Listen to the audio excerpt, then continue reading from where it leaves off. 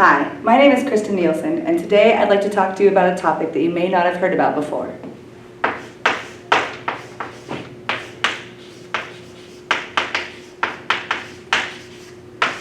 Ecofeminism. Ecological feminism, also known as ecofeminism, brings together the realms of women's rights, animal rights, and ecological activism.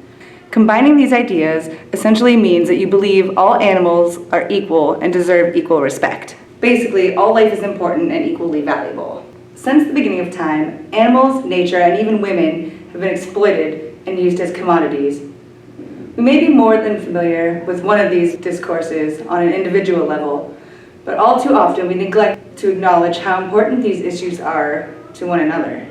Maybe if humans in general started looking at the bigger picture, strides could be made to improve the quality of life for all life. Not just affluent populations, not just humans, but all species, from the great weeping willow to an ant to your old Aunt Selma. One problem ecofeminism has to face is the fact that ecological activism and feminism have both been stigmatized by our culture. One must understand that these notions are completely inaccurate and do not represent the ideals and beliefs in either ecological activism or feminism. So please don't ask how man-hating can save the earth.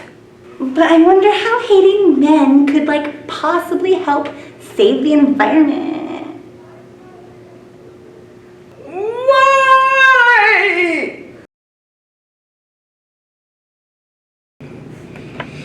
Okay, now that we've made that point painfully clear, let's move on. We should discuss what topics are key to ecofeminism, as well as some practical ways in which each of us can take steps to ensure equality and quality of life for all life here on Earth. First and foremost, let's talk about childbirth. In many Western countries, childbirth has become increasingly procedural. It wasn't until recent human history that this natural process became such a sterilized, homogeneous, and medically mediated part of human experience. Culturally, women who choose to have home births are, by today's standards, considered to be taking a huge risk, even if a major hospital is just minutes away. As a result, midwives have become much less popular. The progression of empire is dependent on a home front not only to produce weapons, but also to preserve sanity. Biologically, women are no closer to nature than men, and moreover, both men and women live in a system that produces disassociation from natural processes and from the body or bodies.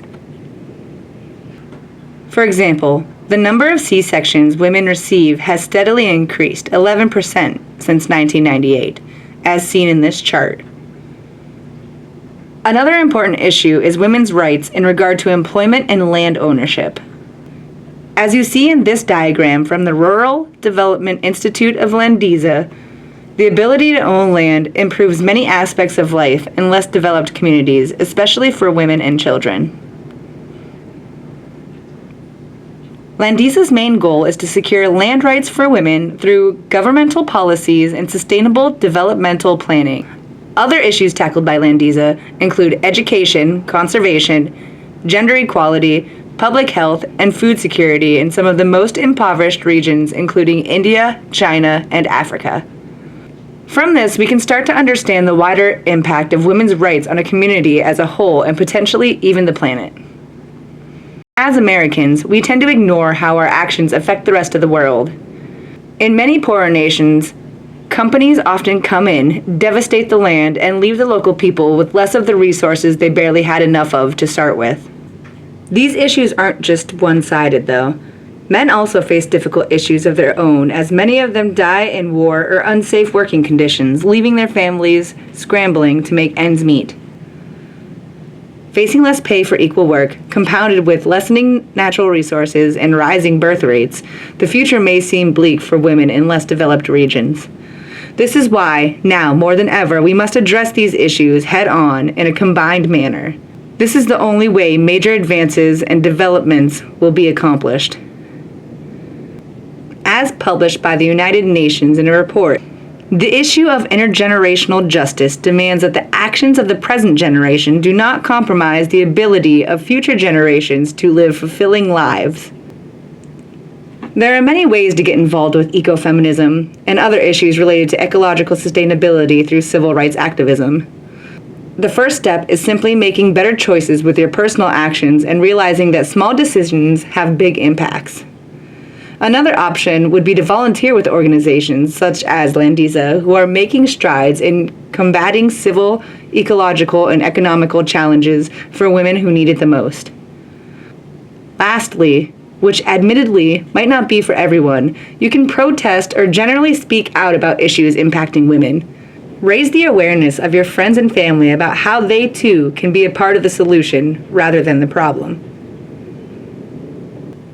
I hope now you have a better understanding of ecofeminism and will make an effort to contribute to sustainability at some level.